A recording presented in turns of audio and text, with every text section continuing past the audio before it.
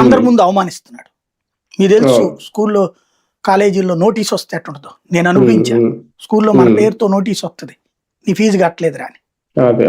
అది చదివి అది వినగానే బాధేస్తుంది అనమాట. అందరి ముందు నిలబడ్డప్పుడు పేర్లు పెట్టి పిలుస్తారు, పిలిచి నుంచోబెట్టి మీరు కట్టలేదురా అంటారు.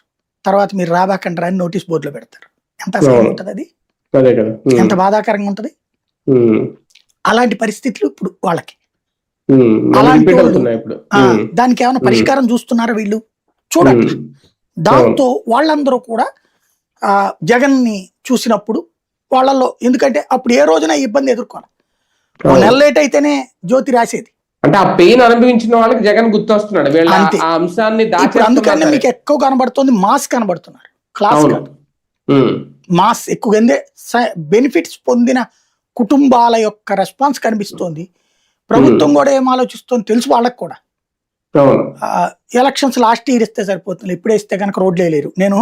మనం గతంలో అప్పట్లో డిబేట్ లో చెప్పేవాడిని, జగన్ ఎందుకు రోడ్లు వేయట్లేదు అప్పుడు మనం మాట్లాడుకున్నాం. నిజంగా సంక్షేమ పథకాలన్నీ ఆపేస్తే కనుక రోడ్లు ఏంది బాబు, అద్భుతంగా చేయొచ్చు అని.